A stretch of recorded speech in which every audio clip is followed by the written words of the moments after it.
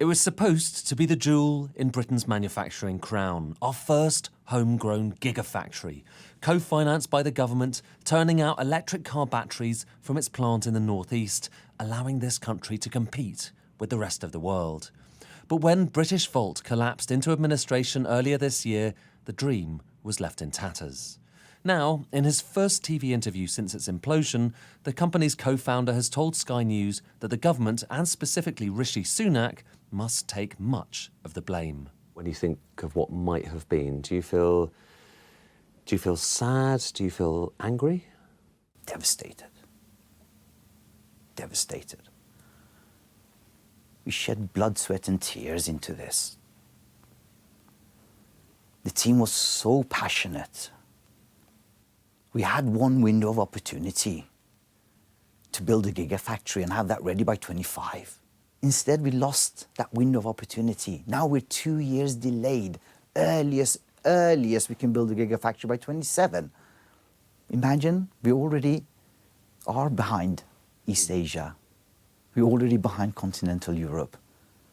UK, unfortunately, has lost out or is losing out on a gigafactory economy, which is massive in terms of job creation, but unfortunately didn't see that same support from the Conservative government in order to level up the Northeast.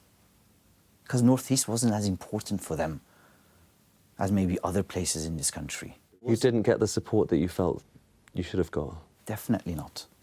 At least not from a timing perspective. And who was Chancellor at that point?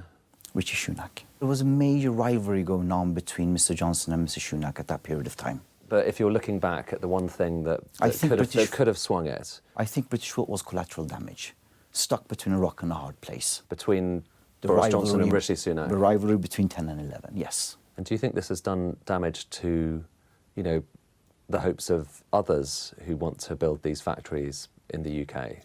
Unless UK changes its industrial strategy, we will keep losing out on large-scale projects. Arrival left, the electric Mini left. It's not just Britishvolt. There's a clear lack of industrial strategy. If people maybe have read some of the stories about Britishvolt over the past few months, they might have seen stories about, you know, big spending, many millions of pounds being spent on executive salaries, about a big mansion that was hired for executives with a swimming pool, about a yoga instructor as well. I mean, it seems like when you put all of that together, it does seem like quite excessive, doesn't it? So you're absolutely right. Taking and breaking them down one by one, I think, is very important. Having a wellness instructor as a preventative measure for people's health, that is economical. To be able to do that virtually for 300 people at a low cost of roughly £2,000–3,000 a month, that is very economical.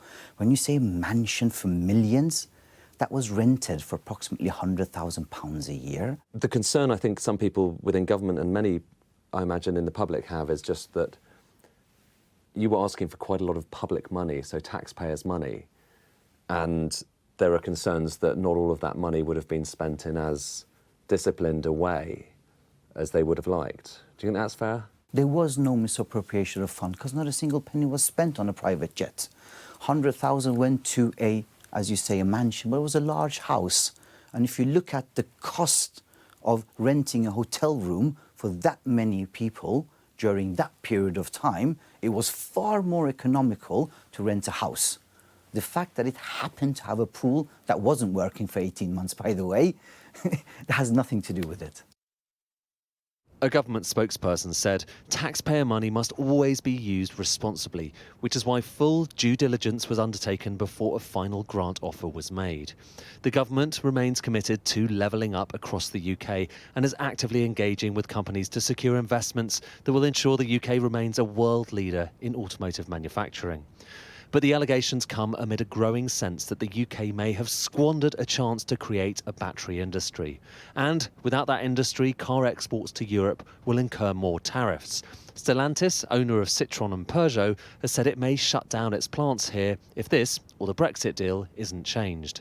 Speaking at an event today, the Chancellor said, "Watch this space." But without these factories, the fate of Britain's car industry is increasingly under question. Ed Conway, Sky News.